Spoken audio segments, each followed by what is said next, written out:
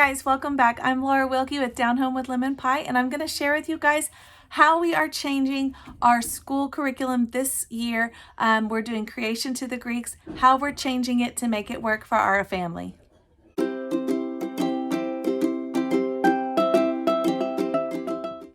All right, guys, welcome back. If you're brand new to my channel, welcome.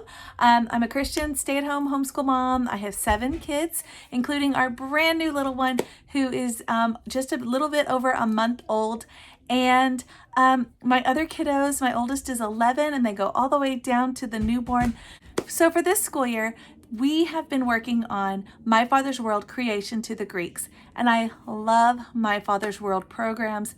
However, this one is not quite working for us. I don't know if it's the program or if it is, I don't know. I don't know if it's the age of my kiddos or maybe it's because we added a new baby. I don't know. But for whatever reason, we're just really struggling going through this program as a group. And so the way that we do our homeschool, we do 6 weeks of school and then we take a week off.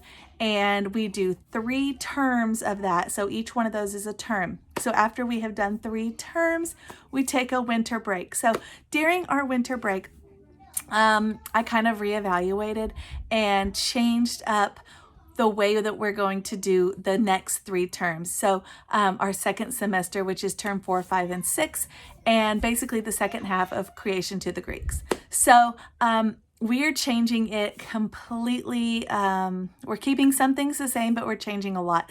So the biggest change that I'm doing is I'm actually getting rid of this one from our lesson plan.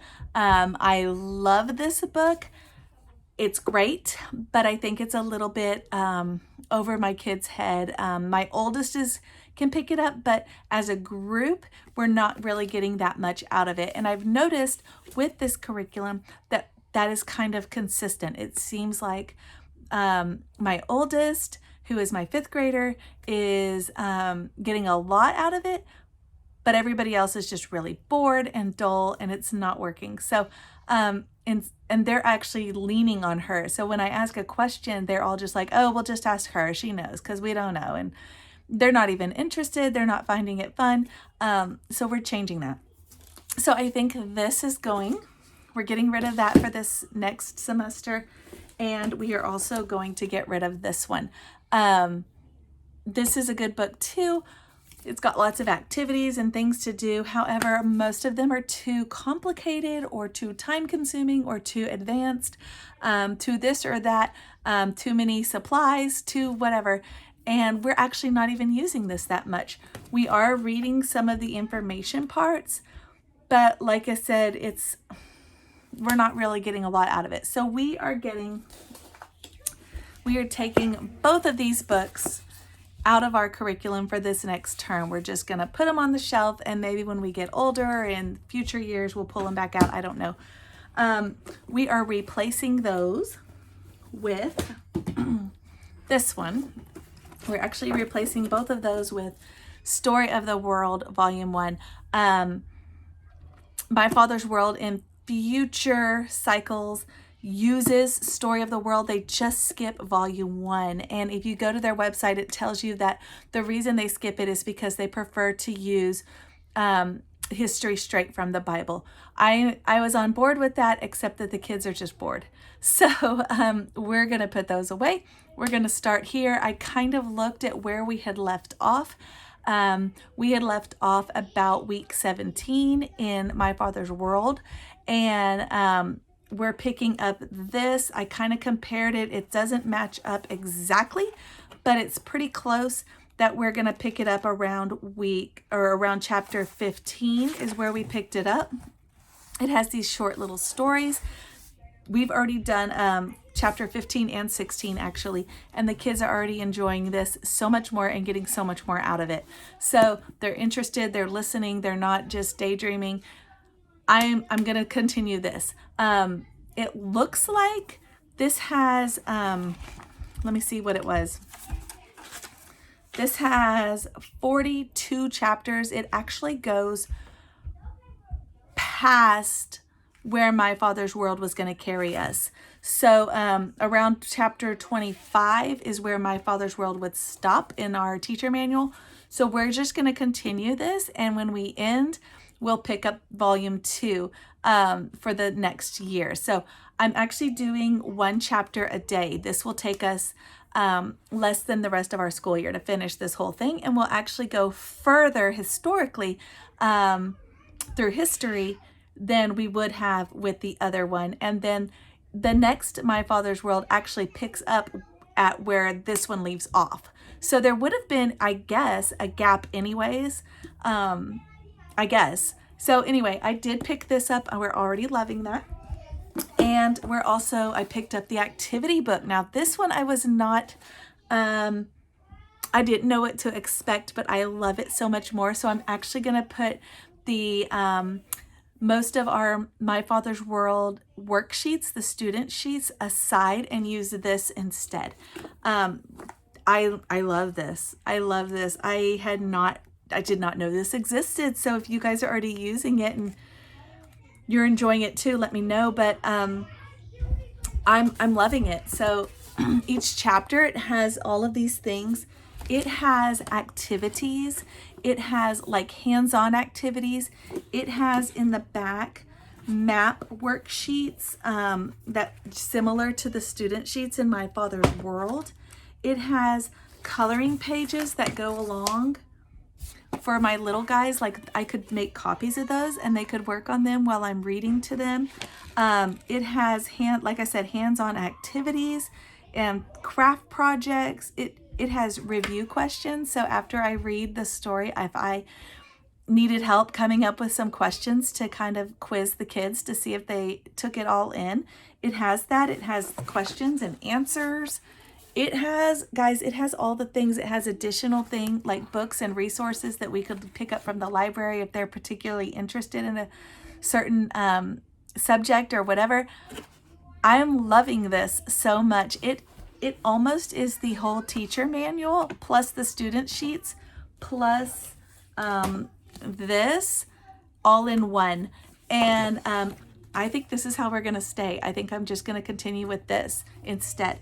So this is making it so much easier. It also takes the burden off my shoulders because I was really kind of stressing over some of the things that weren't getting done because they were in the teacher manual and I felt like we had to do them. For some reason with them being in here, I feel like they're more optional and it's more the way it's laid out. I don't know, but for some reason I feel like it's more of, oh, if you have time, here's something fun to do. And if not, don't worry about it. That's probably just me, but I'm already loving it so much more. So I feel like this is more like a suggestion versus more like set in stone. If this doesn't get done, then your kids aren't going to know it. I don't know. Does that make sense to anybody else just in my brain? Maybe. I don't know. So we are replacing Streams of Civilization, Ancient Egypt, Make It Work, both of those with Story of the World, and we will continue this next year with the next version. There's 4 of these, so we'll just continue them like they do in the cycle. But instead of starting with those, we're going to start where it begins. So I like that better anyways. Another way that I have changed it, I am going to continue a little bit of this, but just as I see fit. I'm not, if I happen to notice it falls in line with it, then I'm going to pick it up. If not going to worry too much about that. This I am still continuing. I love this one. The kids love this. They're getting a ton out of this.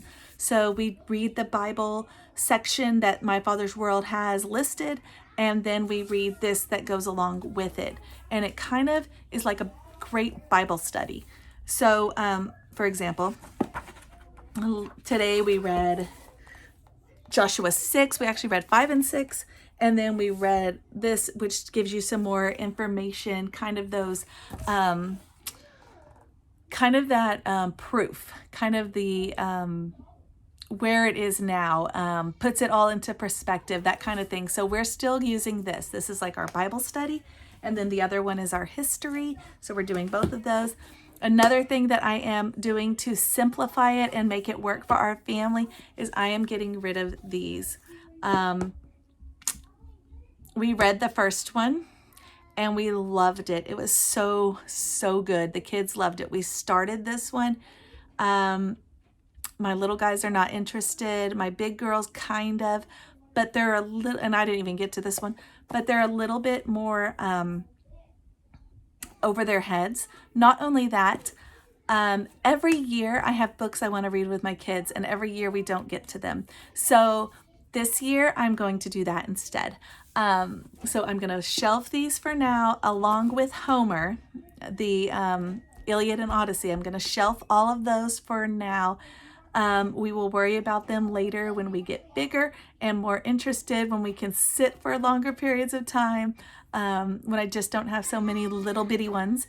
We're going to shelf these. We're going to do something more interesting with my little ones, my four, well, they're not the four youngest anymore because we have a newborn, but with my twins that are 3 and my kindergartner and my 2nd grader, I am doing Uncle Wiggily's storybook still. So we are doing that one story a day after lunch. We have not made our way through it because we kind of shelved it for a little bit because we were worrying about these. And so we just didn't get to them. So we're going to shelf these and get back to that. It's more age appropriate. The stories are shorter and they have more interest in it. So we're doing Uncle Wiggily's storybook there. And with my well, with everybody, really, we are doing the missionary stories with the Millers. The kids love the missionary stories, and so we're just going to make our way through that. We have started it and stopped it several times, and we're going to go ahead and continue it this time. We're just going to do one a day or every other day or something until we finish it, which should take us through all of term 4. And then I have a lot of other books that I have been dying to get to with my kiddos, and I'm excited to try those ones instead, things that I think they'll be more interested in. So those are the major changes that we are making this semester to make My Father's World Creation to the Greeks really work for us. I still think it's a good program. I'm going to hold on to all the other resources and the teacher manual, just all the things. And for when we get bigger, when we come back around, we may restart that, or I may just continue with Story of the World the next time too. I'm really loving it. I really, really love it.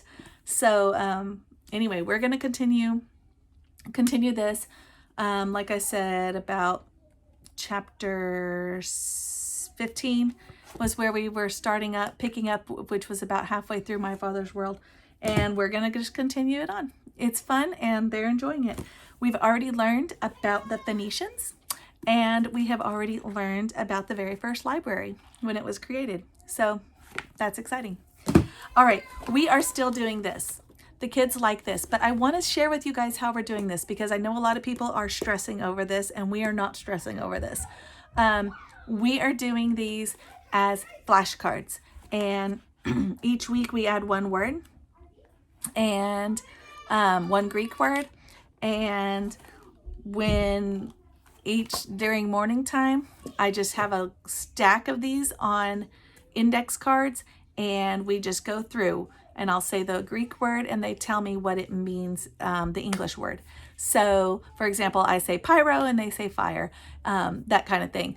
And that's it. That is how we're doing it. I'm not having them do the dictionary thing that the teacher's manual suggests. We're not doing the write the sentence, use it in a sentence. Some of that we do orally, but we're not making it harder than it needs to be. I am not expecting them to be fluent in Greek or any of that. I just want them to have a familiarity with those words and know kind of, oh, maybe that's this because this word comes from the Greek word or whatever, whenever they are looking at harder words in English. I'm not looking for this to be challenging and hard and disappointing. So that is how we have simplified this. We do it like a flashcard, and that is it. It doesn't take but maybe 2 minutes for me to flip through all the cards, and each week, like I said, on Monday, we add a new card, and that's it. That's it.